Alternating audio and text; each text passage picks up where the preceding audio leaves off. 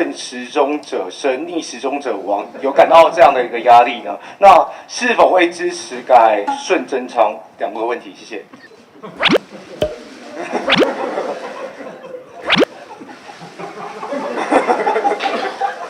我咧还看没罗人，没有，不要讲那么严重了，我们都拥护中央政府啊。那顺苏贞昌呢？没问题啊，没问题啊。没有啦，我们都很认真在做事。你看，我跟侯市长2个都很认真在做事。我们政治口水少一点啊，特别在疫情期间。我说，你看，疫情期间，我本来很爱讲话的人，现在都不再讲话，就是认真做事就好，不要太多的纷扰，撑过去再讲了。这个，而且老实讲哦，这最近都20个，我还是有点毛的，你知道，这个还是要先撑过去的。1个月后要口水战再来。对啊，国家有危险的时候，我们还是要沉着应战的。那下一个阶段会是什么一个阶段？我们总是要想好，不要等下一个阶段来的时候，我们都没有准备，这总不好吧？所以其实我也没有什么，我都做我分内该做的事情。那工作那么多年，知道下一个阶段大概打仗打到下一个阶段，我们要预判做哪些事情，我们就把它做好而已啦。啊，其实柯市长做的比我还好。你们应该问问柯市长，柯市长做的比我还，他也比我专业啦。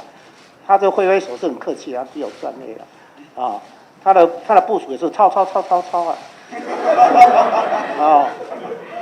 所以大家也不要想那么多，因为而且2次的状况也毕竟还是一致，大家把下一个阶段工作做好才是最重要啊，好不好？谢谢大家的关心跟支持啊。什么超前部署或什么，其实都一样啊，就差不多，我们都其实就是预期有什么需要，有往前做一些准备，都有了。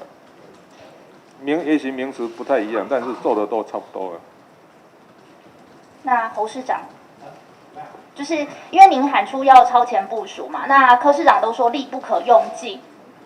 我跟柯市长都一样啊，每天都全力在为防疫而努力啊，所以每一个阶段，我们都是全力把这个阶段的工作做好，这都没有问题啊，都没有错。所以我们每一个阶段，现在像居家检疫、居家隔离的，我们就全力的管控围堵，就把现阶段这个工作做好，避免影响到下一个阶段。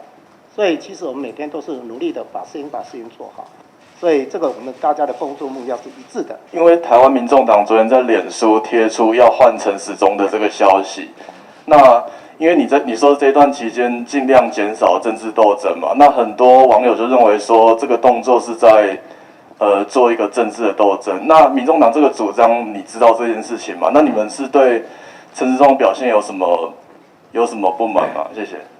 那个昨天我看到那个贴图了，我打电话去党团问，我说怎么一回事？他刚才讲说好像是武汉包机那个的事情，好像苏贞昌跟陈时中意见不一样。